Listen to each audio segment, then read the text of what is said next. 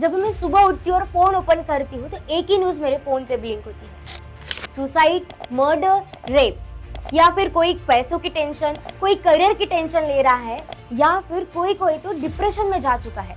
एक toxic atmosphere हमारे आजू बाजू के वातावरण में फैल चुका है।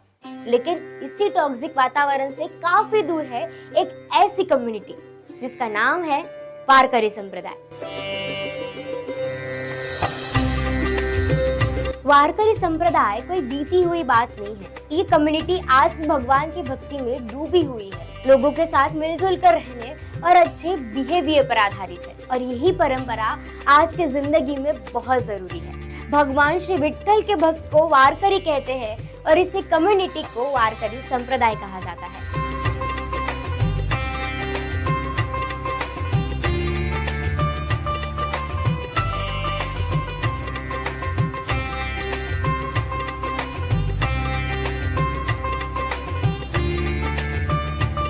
वारी में शामिल होकर मन हुआ पावन, विठू का नाम जपते जपते जीवन हुआ पावन। हवा में लहराते अनगिनत भगवे झंडे, रंगी बिरंगी पगड़ियां और सफेद गांधी टोपी, हाथ में बीना, मृदंग और दूसरे वाद्य लिए पुरुष, सिर पर पानी का घड़ा या तुलसी के पौधे लिए महिलाएं। सड़क के एक तरफ ट्रक के हॉर्न बज रहे हैं और दूसरी तरफ तीर्थ यात्रियों के मधुर जयकारे।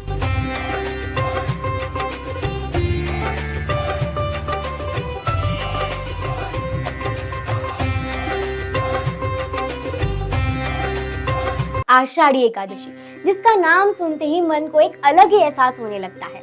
मतलब देखो ना, हजारों लाखों लोग बिना किसी टेंशन के एक ही ओर चल पड़ते हैं, पंढरपुर की ओर। हजारों लाखों लोग इस वारी में शामिल होते हैं, पर इसमें कोई वीआईपी ट्रीटमेंट नहीं, कोई मैनेजमेंट नहीं, सब कुछ आसानी से हो जाता है। ना कोई रोक टोक और ना ही कोई भीड़ भाड़। भगवान विट्ठल की ये वारी महाराष्ट्र के अलग अलग जगहों से निकलने वाली एक सबसे बड़ी तीर्थ यात्रा है, जो 21 दिनों तक चलती है। ये वारी खत्म होती है आषाढ़ी एकादशी को, लेकिन ये उत्सव जारी रहता है गुरु पूर्णिमा तक।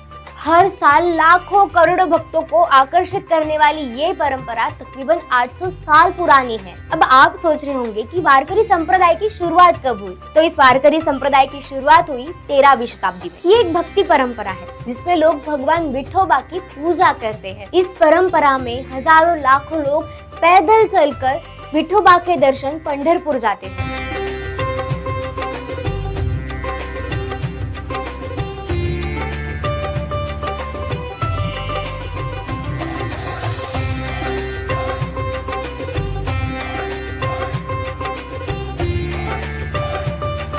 इस यात्रा को वारी कहा जाता है और यही इस संप्रदाय का सबसे खास हिस्सा माना जाता है। अब कुछ प्रमुख संत हैं जिन्होंने इस संप्रदाय को एक प्रमुख दिशा दी है। संत ज्ञानेश्वर, जिन्होंने भगवत गीता का मराठी में संत ज्ञानेश्वरी भाष्य लिखा। संत नामदेव, उन्होंने लोगों को भगवान के करीब लाने की कोशिश की, चाहे वो किसी जाति या समाज से हो। संत एकनाथ, सामाजिक समानता और मानव सेवा का प्रचार किया। संत तुकाराम, अभंगों और कीर्तन के माध्यम से लोगों को सही भक्ति मार्ग दिखाया। इन सभी संतों ने एक ही बात सिखाई, धर्म सिर्फ पूजा नहीं बल्कि अच्छे कर्म और समाज की सेवा है। आज की जनरेशन प्रेशर, रेस या अकेलेपन से घिरी रहती है, और वही वारकरी संप्रदाय का सिंपल भक्ति वाला रास्ता उन्हें माइंडफुल और पीसफुल लाइफ जीना सिखा सकता है। ये परंपरा हमें मैं से हम की ओर लेके जाती है, जहाँ एक ही डिंडी में सब बराबर होते हैं, चाहे वो कोई जाति, धर्म या आर्थिक वर्ग से हो।